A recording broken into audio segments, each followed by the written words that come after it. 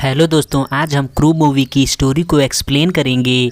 Movie की शुरुआत airport पर चेक इन से होती है, जहां कस्टम ऑफिसर्स को सूचना मिलती है कि कोहिनूर एयरलाइंस का एक विमान जो उड़ान भरने वाला है उसमें कुछ गड़बड़ी की आशंका है। जिसके बाद उस विमान को रनवे पर ही रोक लिया जाता है एंड फिर वहां कस्टम ऑफिसर्स पहुंच जाती हैं और उस विमान के क्रू मेंबर्स मतलब 3 एयर होस्टेस गीता सेठी उर्फ तब्बू, जैस्मीन उर्फ करीना कपूर और दिव्या राणा उर्फ कृति सेनन को अपने साथ पूछताछ के लिए ले जाती है। एंड फिर कहानी पास्ट में शिफ्ट होती है, जहां दिव्या राणा के बचपन को दिखाया जाता है कि वो उस समय हरियाणा की टॉपर रही थी और बचपन से ही उनका पायलट बनने का सपना था, जिसके लिए उन्होंने अपने गांव में एक मिट्टी का रनवे भी बनवाया था। लेकिन उन्हें अफसोस था कि अभी तक उस पर कोई प्लेन नहीं उतरा। जिसके बाद दिव्या के पिता ने लोन लेकर उनका एडमिशन इंडिया के टॉप फ्लाइंग कॉलेज में करवाया था कि आगे चलकर बेटी पायलट बनेगी, जैसा कि बचपन में एक बाबा जी ने भैंसवाड़ी किया था। लेकिन ज़िंदगी को कुछ और ही मंजूर था और दिव्या पायलट की जगह एयर होस्टेस बनकर रह गई। हालांकि दिव्या ने अपने परिवार को यही झूठ बोल रखा था कि वो पायलट हैं। जिसके बाद गीता सेठी के पास्ट को दिखाया जाता है, जो कभी महलों में रहती थी, लेकिन पर्सनल इशूज की वजह से महल की जगह उनको वनवास मिल गया था। परंतु शुक्र है कि इनको एयर होस्टेस की जॉब बहुत ही आसानी से मिल गई थी। आगे उनके पति कपिल शर्मा को दिखाया जाता है, जो अपनी धर्मपत्नी से बहुत ही प्रेम करते हैं।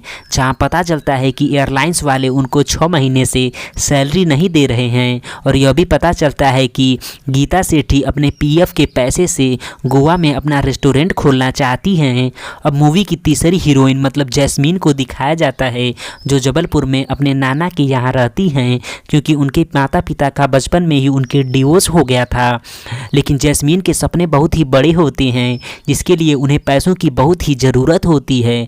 जैसे तैसे करके वो अपने मन में हजारों सपने और आइडियाज़ लेकर मुंबई पहुंच जाती हैं। एंड फिर कहानी प्रेजेंट में शिफ्ट होती है, जहां कोहिनूर एयरलाइंस के प्लेन का सीन होता है, जिसके चेयरमैन विजय वालिया होते हैं और राजवंशी जी क्रू मेंबर्स के हेड होते हैं तथा इंचार्ज के रूप में मित्तल जी होते हैं। आपको बता दें कि कोहिनूर एयरलाइंस की स्थिति काफ़ी ख़राब होती है।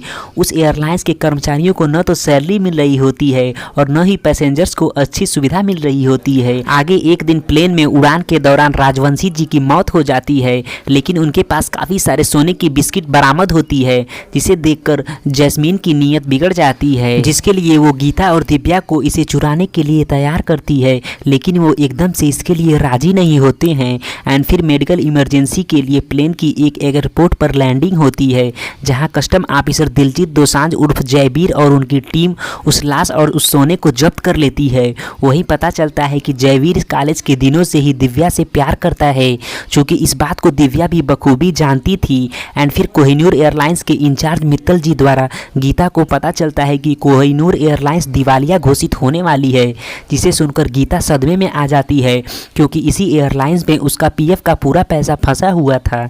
जब ये बात जैस्मीन और दिव्या को पता चलती है तो वे तीनों घबरा जाती हैं।